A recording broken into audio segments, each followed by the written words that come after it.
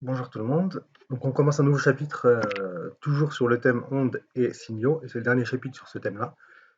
Et donc c'est un chapitre sur la lunette astronomique, donc ça va être beaucoup de rappels par rapport à ce que vous avez vu en seconde et en première, et très très peu de nouveautés par rapport à la lunette astronomique. Donc si vous vous souvenez un petit peu de l'optique que vous avez vu l'année dernière, ça va être assez facile. Donc premier rappel, qu'est-ce que l'image d'un objet? Donc un objet lumineux envoie des rayons lumineux dans toutes les directions de l'espace. Par exemple, moi, pour que vous me voyez, j'envoie des rayons lumineux dans toutes les directions de l'espace.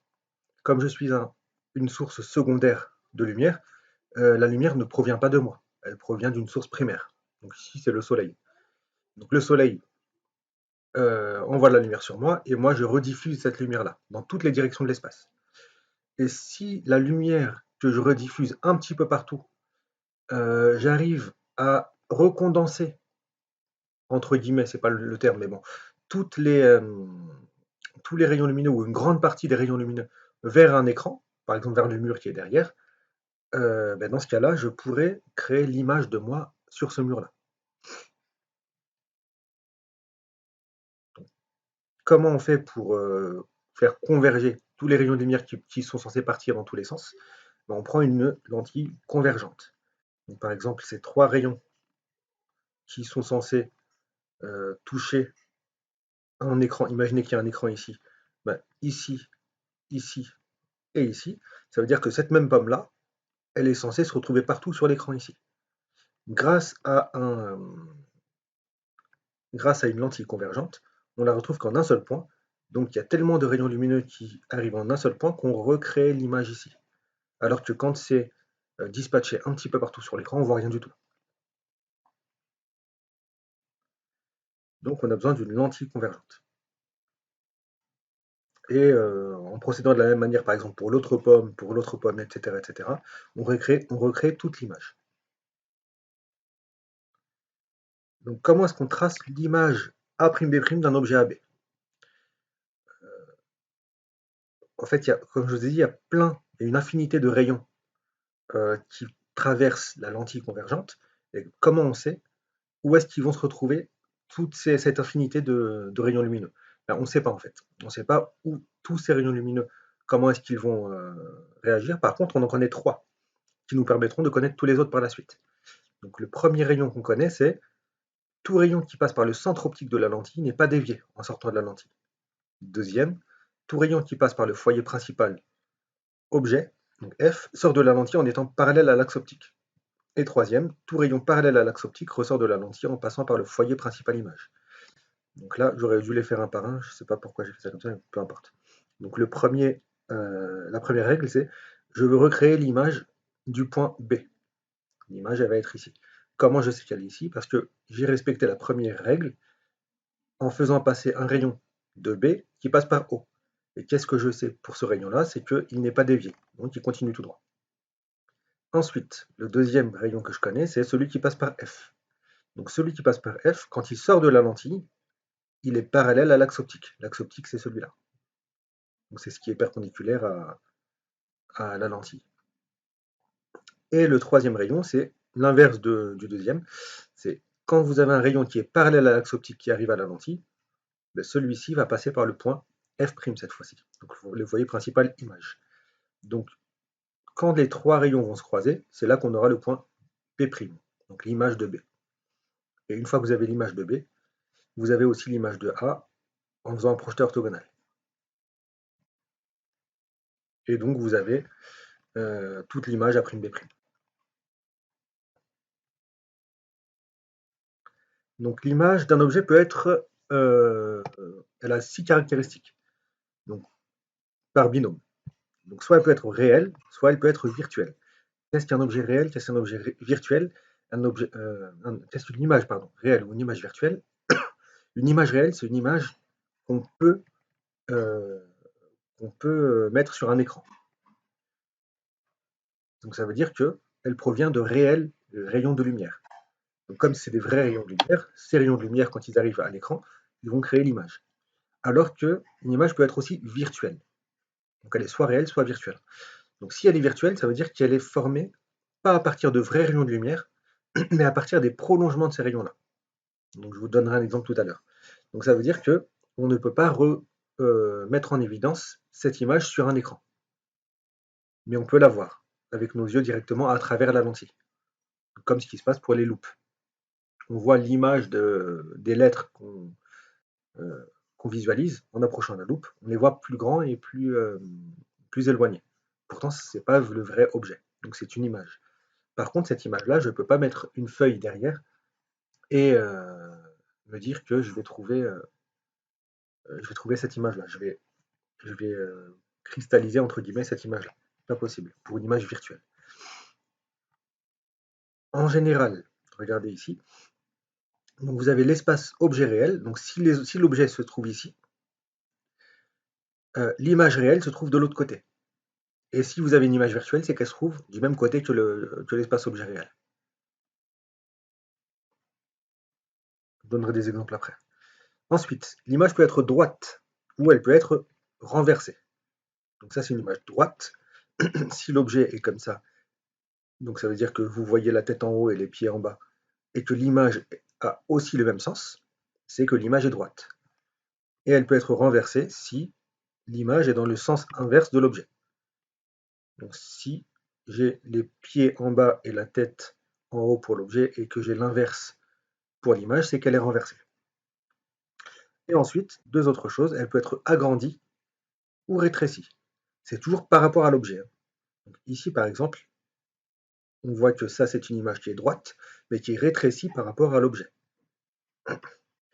Alors que là, c'est une image qui est agrandie. Elle est plus grande que l'objet. Donc voilà en fait les 6 choses que vous devez dire, plutôt les 3 choses. Donc par exemple, l'image est réelle, droite et agrandie.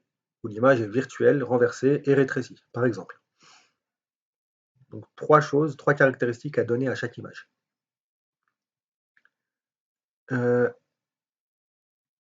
Ici, on a le grandissement. C'est quoi le grandissement? C'est de combien est-ce que l'image a grandi par rapport à l'objet. Donc le grandissement, comme c'est une comparaison entre la taille de l'objet et la taille de l'image, donc ça va être A'B' sur AB. Donc on compare la taille de l'image par rapport à la taille de l'objet. Donc c'est A'B' sur AB. Mais faites attention, c'est A'B' en valeur algébrique. Je vous rappelle qu'une valeur algébrique, elle peut être soit positive, soit négative. Quand est-ce qu'elle est positive? Quand est-ce qu'elle est négative? En général, quand ça va de gauche, quand ça va dans le sens de la lumière, en fait, la plupart du temps c'est de gauche à droite, on compte positivement. Quand ça va de droite à gauche, on compte négativement. Quand ça va de haut en bas, de bas en haut par exemple, on compte positivement, pardon, et de haut en bas, ça compte négativement. Donc, un petit exemple, pas un exemple, mais bon, pour donner une définition un peu plus globale du grandissement, parce que le grandissement, en fait, on peut le savoir que si on connaît la taille des images, de l'image et de l'objet, mais avec une petite astuce, on peut connaître le grandissement de l'objet sans connaître la taille de l'objet et la taille de l'image. Comment est-ce qu'on fait? En utilisant la trigonométrie. Donc, tangente θ, je vous rappelle que tangente, c'est quoi une tangente? C'est, par exemple, pour ce triangle-là, qui est rectangle en A, donc tangente θ, θ il est comme ça, donc ça va être le côté opposé, donc c'est AB, sur le côté adjacent, donc c'est OA. Donc ça va être AB sur OA. Ou alors, dans l'autre triangle, donc le triangle rose, ça va être, comme θ est ici, ça va être le côté opposé, donc A'B' sur le côté adjacent qui est OA'. Donc voilà ce qu'on a ici. Donc soit c'est A'B' sur OA', soit c'est AB sur OA, de tangente θ. Donc si je reprends cette égalité ici, qu'est-ce que je vais avoir? Le AB, je le descends en bas, et le OA', je le remonte. Donc j'ai A'B' sur AB, qui est le grandissement en fait, qui est égal à OA' sur OA. Donc qu'est-ce que ça veut dire? Ça veut dire que le grandissement, je peux le connaître même si je ne connais pas la taille de l'objet et de l'image, mais si je connais juste à quelle distance l'objet est de la lentille et à quelle distance l'image se crée par rapport à la lentille. Donc, si je connais ces deux distances-là, donc OA' et OA, je peux connaître le grandissement. Donc, je saurai de combien agrandit l'image par rapport à l'objet. Donc, si je trouve 2 par exemple, ça veut dire que l'image est 2 fois plus grande que l'objet. Si je trouve moins 2, ça veut dire qu'elle est 2 fois plus grande mais qu'elle est renversée. Alors que plus 2, c'est qu'elle est droite. Donc ici, j'aurais pas dû faire... non, je sais pas pourquoi elle a apparu tout de suite, peu importe. Donc je fais apparaître les 3 règles en fait. Première règle, deuxième règle et troisième règle. Donc qu'est-ce que j'ai ici? J'ai une image qui est réelle parce qu'elle provient de vrais rayons de lumière. Elle est renversée parce que AB est vers le haut alors que A'B' est vers le bas. Et ici, elle est agrandie. Par contre, j'aurais pu donner un autre exemple avec AB qui est plus éloigné encore. Si AB est plus éloigné, j'aurai une image rétrécie. Donc ça dépend. Pour le grandissement, ça dépend euh, de la distance de la lentille. Mais ici, c'est quel exemple que je donne? C'est l'exemple où l'objet est derrière le point F, le foyer principal objet. Donc dans ce cas-là, l'image elle sera toujours réelle, elle sera toujours renversée. Par contre, elle sera soit agrandie, soit rétrécie. Là, ça dépend de si je l'ai assez éloigné ou pas. Ensuite, un petit exemple. Donc ici, on va donner des valeurs. AB, on va dire qu'un carreau, c'est 1 cm. Donc AB, ici, ça va être 3 cm. Donc la taille de l'objet est de 3 cm. A'B', donc si je compte les carreaux, je trouve moins 5 cm. Moins, pourquoi? Parce que c'est dans le sens inverse de AB, donc c'est vers le bas, ici. Qu'est-ce que j'ai encore? J'ai OA. Donc OA, c'est combien de carreaux? Ça fait 8 carreaux, mais vers la gauche, donc c'est moins 8 cm. Et OA', c'est, si vous comptez bien, vous trouvez 13, quelque chose. Moi, j'ai fait le calcul, grâce, on le reverra tout à l'heure, à la relation de conjugaison. Vous pouvez trouver OA', et on trouve 13,3 cm. Donc, qu'est-ce qu'on peut dire sur ces 13,3 cm? C'est que, déjà, on sait que OA' est positif. Donc, si OA' est positif, ça veut dire que c'est une image réelle. Pourquoi? Parce qu'elle est de l'autre côté par rapport à l'image, de l'autre côté de la lentille, par rapport à l'objet, pardon. Donc, c'est une image réelle. Ensuite, le grandissement, on peut le compter. Soit on a A'B' sur AB, donc c'est moins 5 sur 3, soit on a OA' sur OA, donc c'est 13,3 sur moins 8. Peu importe, en tout cas on trouve moins 1,7. En trouvant moins 1,7, qu'est-ce qu'on peut dire? On a un moins devant, donc le grandissement est négatif. Si le grandissement est négatif, ça veut dire que l'image est renversée. Alors que si le grandissement était positif, ça voudrait dire que l'image est droite. Et qu'est-ce qu'on peut dire aussi? C'est que la valeur absolue du grandissement est supérieure à 1. Donc la valeur absolue, c'est 1,7. 1,7 est plus grand que 1. Donc si 1,7 est plus grand que 1, ça veut dire que l'image est agrandie. Si j'avais quelque chose qui était compris entre 0 et 1, j'aurais quelque chose de rétréci. Donc ici, elle est agrandie 1,7 fois. Ça veut dire que l'image est 1,7 fois plus grande que l'objet. Autre exemple, maintenant, j'ai un objet qui est situé entre le foyer principal objet et la lentille, donc le centre optique de la lentille, donc entre les deux. Tout à l'heure, ce qu'on a fait, c'est qu'on a pris un objet qui était derrière, et là, on prend un objet entre les deux. Donc, qu'est-ce qu'on va avoir? Première règle, tout rayon qui passe par F ressort de la lentille en étant parallèle à l'axe optique. Sauf que ici, le rayon, il ne peut pas passer par F, parce que si je passe de B vers F, je vais dans l'autre sens. Donc là, en fait, je fais l'inverse. Je fais comme si il arrivait de F, mais qui passe par B. Mais ça, je mets des pointillés pour dire que, en vrai, il n'y a pas de lumière ici. La lumière, elle commence de B, parce que c'est lui qui diffuse la lumière. Ensuite, deuxième règle, tout rayon qui passe par, qui est parallèle à l'axe optique, pardon, passe par le foyer principal, image. Et troisième règle, tout rayon qui passe par le centre optique n'est pas dévié, donc il va tout droit. Est-ce que ici, j'ai mes 3 rayons qui se croisent? Non. Donc si mes 3 rayons ne se croisent pas, ça veut dire que je n'ai pas d'image réelle. Par contre, est-ce que les prolongements vont se croiser? On va essayer. Donc je fais le prolongement du premier rayon, le prolongement du deuxième, le prolongement du troisième. Et les trois prolongements des rayons se croisent bien. Donc ils se croisent en ce point-là, ça veut dire que c'est ce point-là qui va être le point B'. Donc j'ai l'image A'B'. Mais est-ce que je vais pouvoir ici mettre une feuille, un écran, et faire apparaître l'image? Non. Pourquoi? Parce qu'il n'y a pas de vraie lumière. C'est juste le prolongement des rayons. Ce n'est pas une vraie lumière. Par contre, si je mets mon œil ici, donc si moi je regarde à partir de là, à travers la lentille, qu'est-ce que je vais observer? Je ne vais pas observer cette lettre-là, je vais observer celle-là à la place. Donc c'est une loupe en fait. Au lieu d'observer un B, par exemple, c'est une lettre B ici, imaginez que ce soit une lettre B, la hauteur de la lettre B, ben, je vais observer cette lettre B là en plus grand et en plus éloigné. Donc là, quand vous mettez une lentille convergente proche de l'objet, donc là c'est assez proche, pourquoi? Comment on le sait? Parce que c'est devant le foyer principal objet, donc dans ce cas-là, vous avez une loupe. Quelques petits exemples, donc ici, l'objet fait toujours 3 cm, l'image cette fois-ci fait 4,8 cm, et c'est bien plus 4,8 cm. Ensuite, OA, qu'est-ce qu'on peut dire? C'est moins 3 cm, et OA', c'est moins 4,8 cm. Donc si vous mesurez, vous pouvez trouver moins 4,8, vous pouvez le calculer aussi par la relation de conjugaison. Donc qu'est-ce qu'on peut dire de ça? On peut dire que comme OA' est négatif, ça veut dire qu'il est du même côté que l'objet. Donc c'est une image virtuelle. Donc pas obligé de faire le schéma en réalité. Si on vous avait donné tout ça, vous êtes capable de calculer ça par la relation de conjugaison, et en trouvant quelque chose de négatif, vous pouvez dire que c'est une image virtuelle. Ensuite, comment je calcule le grandissement?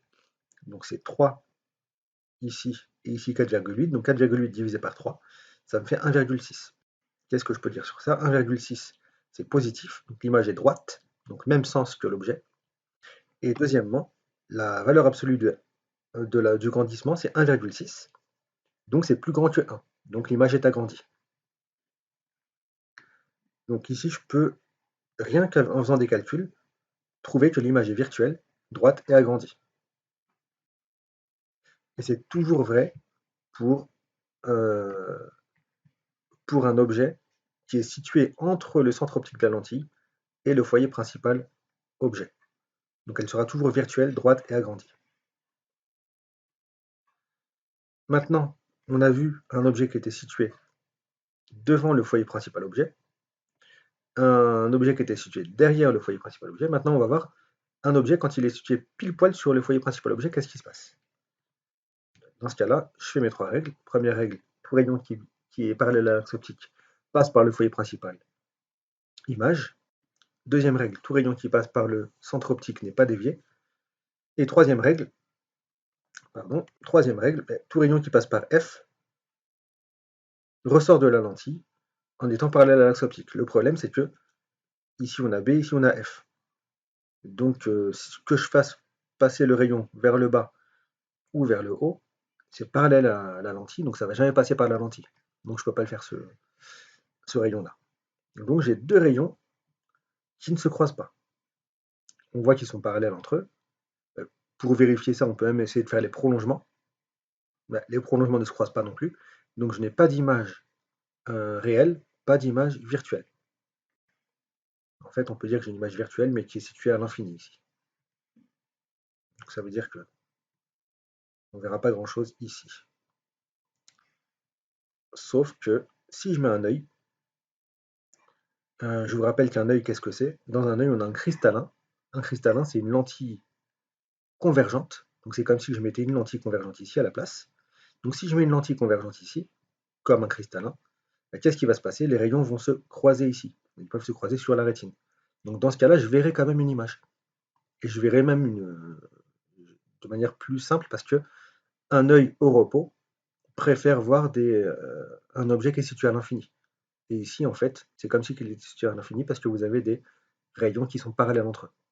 Donc quand vous avez des rayons parallèles entre eux, l'œil est au repos et vous voyez l'image. Donc on la voit quand même ici, grâce à l'œil. Mais sinon, on ne peut pas la mettre sur un écran.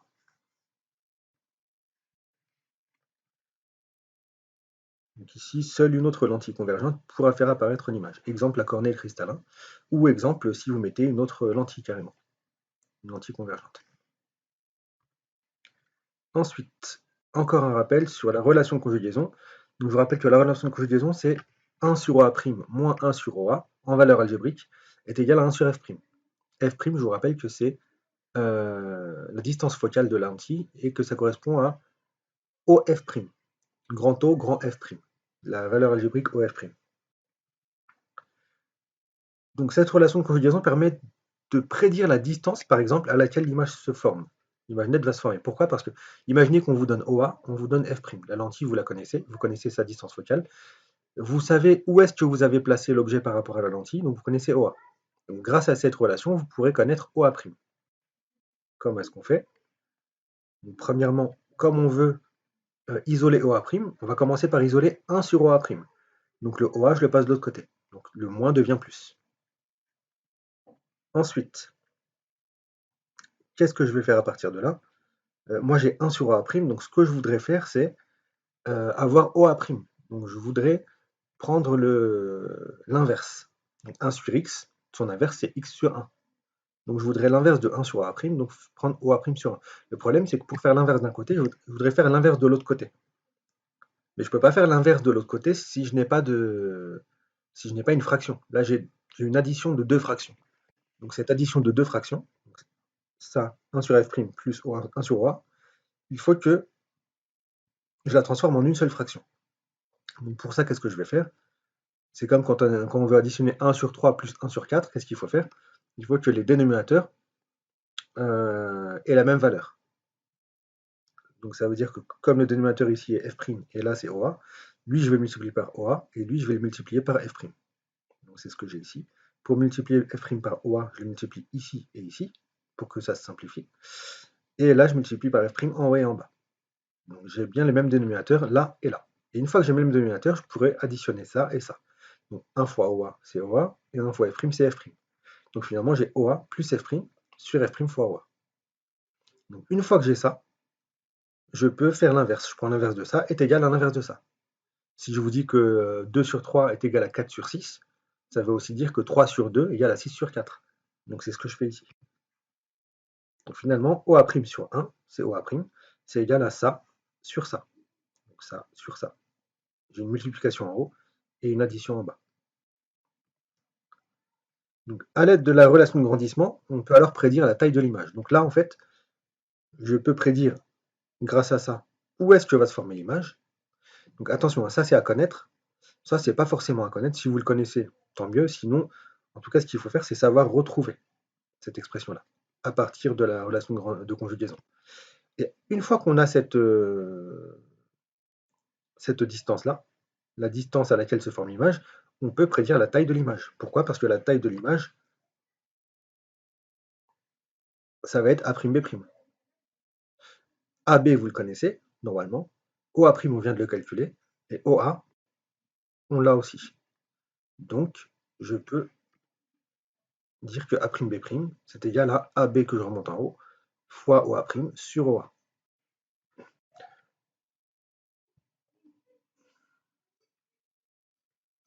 Ouais. Une autre chose ici, c'est pas forcé de faire ça, mais bon. Je peux multiplier, qu'est-ce que j'ai fait ici?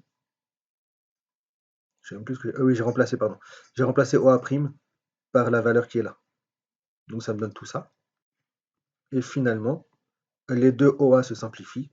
Et en fait, ça peut suffire, ça dépend de l'exercice. Mais si vous avez un exercice où vous n'avez pas OA', où vous n'avez pas fait ce calcul-là au préalable, donc vous pouvez trouver la taille de l'image rien qu'avec AB, OA et F'. Ici. C'est juste une façon, c'est juste des maths en fait. Essayez de triturer un petit peu tout ça. Donc finalement, le grandissement, c'est A'B' sur AB. C'est aussi égal à OA' sur OA. Donc ça, vous devez le connaître. Ça, c'est pas forcément à connaître, mais ça peut être intéressant de l'avoir en tête. Parce que si vous avez. Comment j'ai trouvé ça en fait? Parce que c'est A'B' sur AB. Donc le AB, je le passe de l'autre côté. Donc finalement, j'ai A'B' sur AB qui donne le reste. Donc F' sur OA plus F'. Et ça, c'est assez simple parce qu'en général, dans les exercices, c'est ce que vous avez. Vous avez F' et vous avez OA. C'est les deux seules choses que vous avez.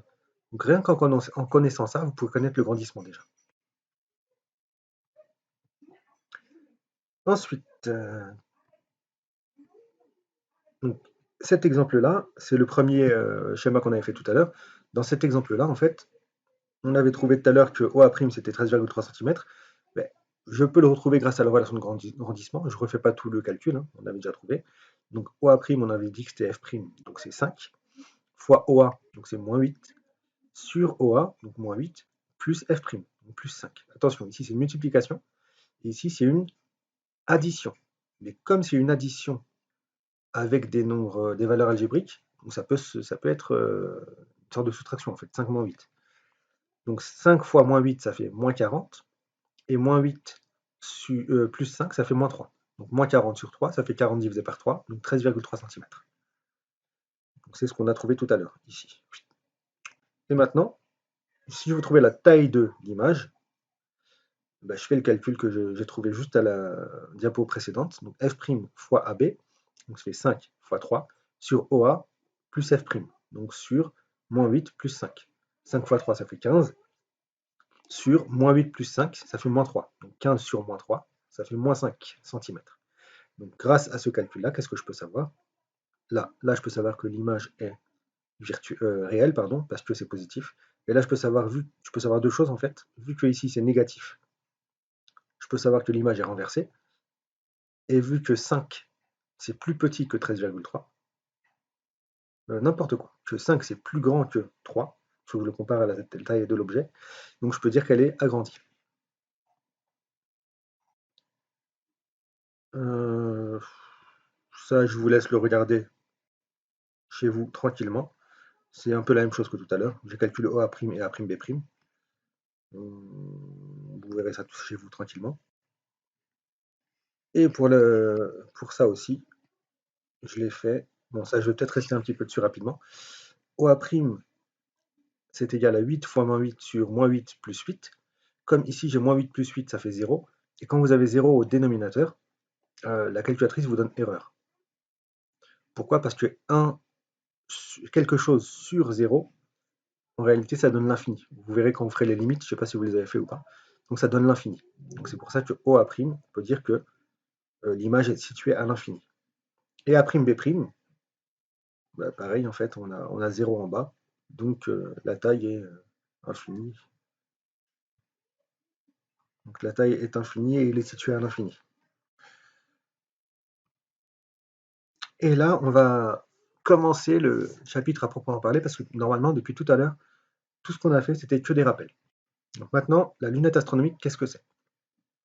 C'est un système optique, donc ça veut dire qu'il y a des lentilles dedans, qui est constitué de deux lentilles convergentes, comme le microscope, comme pas mal de choses, comme les jumelles, etc. Donc la première lentille, c'est l'objectif. L'objectif, c'est la première lentille qui va être au contact, entre guillemets, de la lumière des astres, par exemple, d'une étoile, ou de la Lune, si vous regardez la Lune. Donc c'est elle, cette lentille-là, qui va capter toute la lumière. Elle va collecter la lumière. Donc plus cette lentille est grande, plus vous allez collecter de lumière. Et elle va collecter la lumière de l'objet AB, et elle va en former une image renversée sur le plan focal image de la lentille. C'est quoi le plan focal? C'est le plan qui passe par le foyer principal F' de la lentille. On va donner l'exemple tout à l'heure. Donc ça, c'est à connaître, une définition à connaître. Donc ça, c'est la première lentille. Et la deuxième lentille, ça va être quoi? Ça va être l'oculaire. Donc l'objectif, c'est celle qui récolte la lumière. Et l'oculaire, c'est pourquoi est-ce qu'on l'appelle oculaire comme témoin oculaire? Parce que c'est la lentille sur laquelle on va mettre notre œil. Et donc c'est ce qui va permettre de former l'image finale de l'objet. Même si ce n'est pas tout à fait l'image finale, parce que l'image finale va être formée grâce à votre rétine, grâce à votre cristallin sur votre rétine, pardon. En gros, si vous observez la Lune ici, les rayons lumineux arrivent sur l'objectif, qui est en diamètre ici, par exemple, dans cet exemple, de 60 cm. Donc en général, l'objectif est assez grand. 6 cm, c'est pas très grand, mais ça peut être plus grand. Et l'oculaire, c'est là où vous mettez votre œil. Donc la lunette astronomique, qu'est-ce que c'est? C'est un système optique dit afocal. Pourquoi? Parce que des rayons parallèles entre eux arrivent sur le système, donc sur le système des deux lentilles, objectif et oculaire, et ressortent de l'oculaire en étant aussi parallèles. Donc ils arrivent parallèles entre eux, et ils ressortent parallèles entre eux. Et on va expliquer justement comment ça fonctionne. C'est pour ça qu'on dit qu'il est afocal. Parce que des rayons parallèles entre eux ressortent parallèles entre eux en sortant de ce système optique. Donc là, ça va être un peu plus clair. Donc ici, vous avez B à l'infini. Donc ça veut dire que vous observez la Lune qui est située à l'infini. L'infini, ça veut dire qu'elle est très loin en fait. Très très loin par rapport aux distances entre les deux lentilles, à la distance O1, F1, etc. Donc elle est très loin, donc on peut dire qu'elle est à l'infini. Donc je vais observer, par exemple, l'extrémité de la Lune. C'est le point B. Ben, pour ça, je vais tracer deux rayons. Premier rayon, tout rayon qui passe par le centre optique d'une lentille ressort de cette lentille, comment? Sans être dévié. Deuxième rayon, tout rayon qui passe par le foyer principal objet ressort de la lentille en étant parallèle à l'axe optique. Et troisième, tout rayon qui est parallèle à l'axe optique ressort en passant par le point F1'. Sauf que ici, comme l'objet est à l'infini, je vous rappelle qu'un objet à l'infini, normalement vous l'avez vu l'année dernière, il est tellement loin que l'angle entre les différents rayons qui partent du même point est très petit. Donc on peut dire que les rayons de lumière qui arrivent du même point sont parallèles entre eux. Donc c'est pour ça ici qu'on fait deux rayons parallèles. Et comment est-ce que je peux avoir un rayon qui est parallèle à l'axe optique en étant aussi parallèle aux deux autres? C'est pas possible. Donc je ne le fais pas le troisième. Donc ça veut dire que finalement, l'image va être ici. L'image de votre Lune. Elle va être ici, à l'intérieur de la lunette astronomique. Donc dites-vous que ça c'est l'objectif, ça c'est l'oculaire. Donc vous ne voyez pas ce qu'il y a ici. Votre œil, il est là. Ensuite, ça c'est la première partie. Dites-vous que cette partie-là n'existe pas pour l'instant. Donc vous traitez juste avec une lentille. Une fois que vous avez traité la partie avec cette lentille-là, vous passez à l'autre lentille. Mais cette fois-ci, quel va être l'objet? L'objet, ça va être l'image qui a été formée par la première lentille. Donc cette fois-ci, c'est A'B' que vous allez prendre comme objet pour la lentille L2, donc l'oculaire. Donc je prends cette lentille-là et puis je fais d'autres rayons. Donc on va changer de couleur. Donc tout rayon qui passe par le centre optique de la lentille L2 ressort sans être dévié. Ensuite, tout rayon qui est parallèle à l'axe optique ressort de la lentille en passant par le foyer principal image. Et là, on se rend compte de quoi? Et le troisième, c'est tout rayon qui passe par F2 ressort de la lentille. Ben, ici, ça ne peut pas ressortir. C'est pour ça que je ne l'ai pas fait. Parce que c'est parallèle à la lentille. Et finalement, on se rend compte de quoi? Deux rayons qui étaient parallèles entre eux ressortent parallèles entre eux. C'est pour ça qu'on dit que le système est afocal.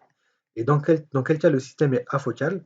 Si, je ne vous l'ai pas dit depuis tout à l'heure, si la distance focale de la lentille 1, imaginez ici c'est 1, 2, 3, 4, 5, 6, 7, 8. Il y a 8 carreaux ici dans la distance focale. Et ici il y a 4 carreaux pour la distance focale de la lentille 2. Et en fait, il faut que F1' et F2 soient confondus entre eux. Si j'avais fait en sorte de séparer les deux lentilles, donc d'avoir une distance plus grande que 12 carreaux entre les deux, donc dans ce cas-là, F1' et F2 ne seraient pas confondus. Et dans ce cas-là, je n'aurais pas ici des rayons qui ressortent parallèles à l'axe optique.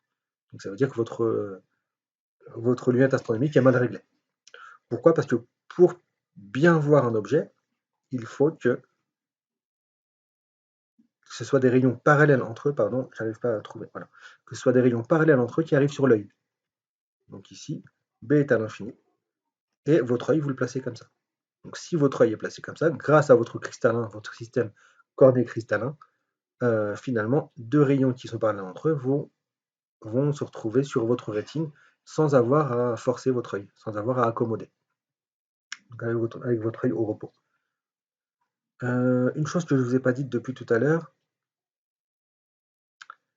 les angles, en général, dans les exercices, on ne vous prend pas la tête avec les angles. Moi, je vous ai mis un sens pour les angles. Dites-vous que il vaut mieux toujours prendre des angles dans le sens trigonométrique. Le sens trigonométrique, c'est le sens... Ouais, je me suis trompé ici. Non, non, je dis n'importe quoi. Le sens pour les angles, c'est toujours de l'axe optique vers vers le rayon. Je dis n'importe quoi, pardon.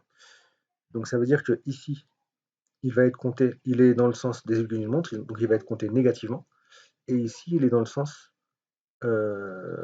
pareil, des aiguilles d'une montre, donc compté négativement. Parce qu'un angle compté positivement, c'est un angle qui est dans le sens trigonométrique, donc sens inverse des aiguilles d'une montre.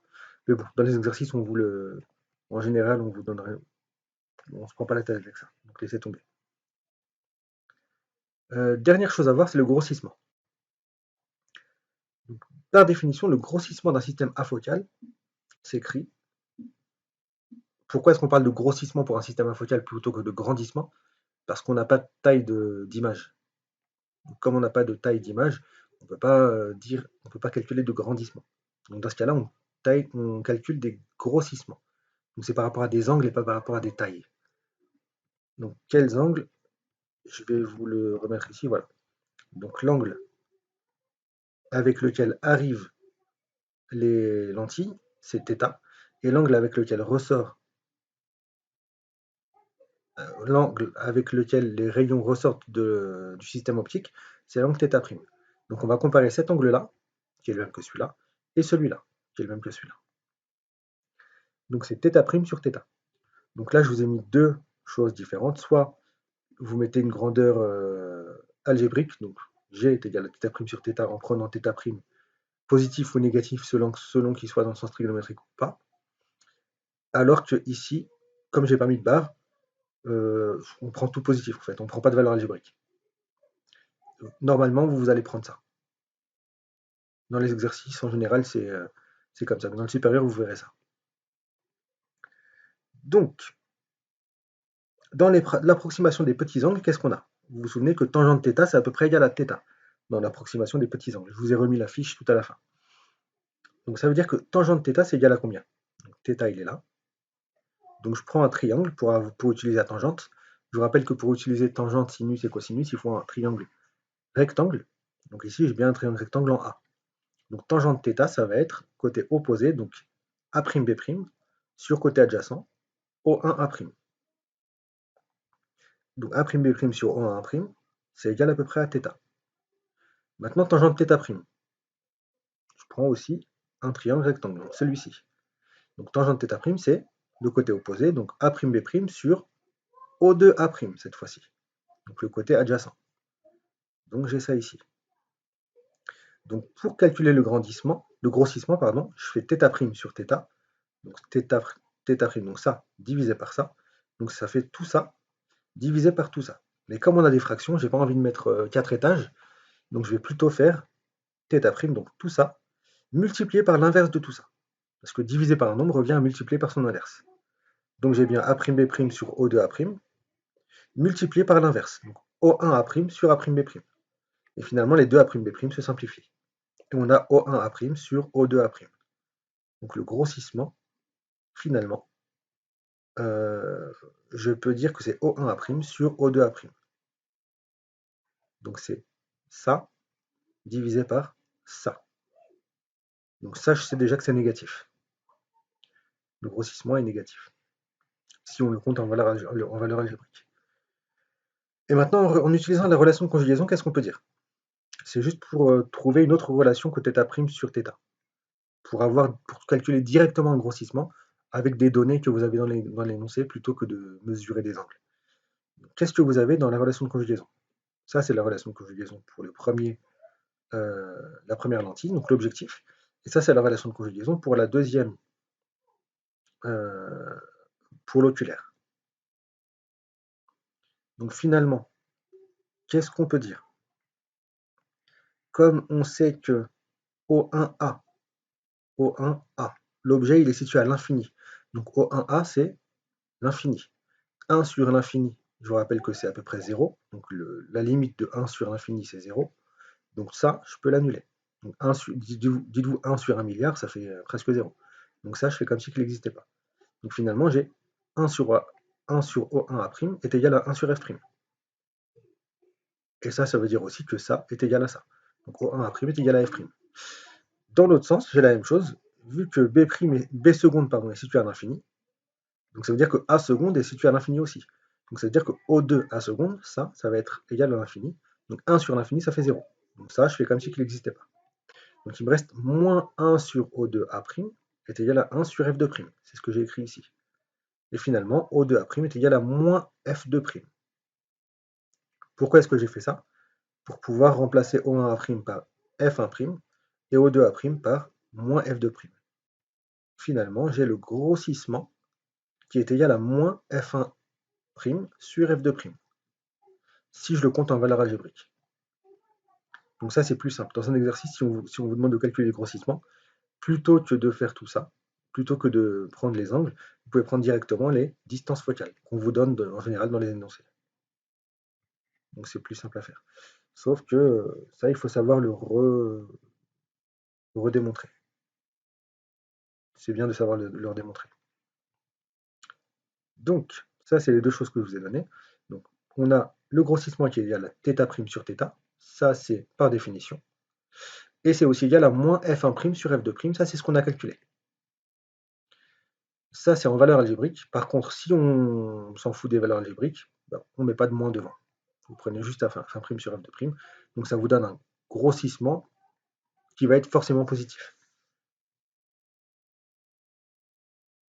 Donc, cette relation, qu'est-ce qu'elle nous apprend? Comme le grossissement est négatif, j'ai un moins devant. Là, je parle de cette relation-là. Ça veut dire que l'image de l'objet à travers une lentille astronomique va être renversée. C'est comme pour le grandissement. Si c'est négatif, c'est que c'est renversé. Qu'est-ce qu'on peut dire d'autre? Une lunette astronomique à fort grossissement doit avoir un objectif de grande distance focale et un oculaire de faible distance focale. Donc ça veut dire un objectif peu convergent, mais une focale plus convergente, très convergente.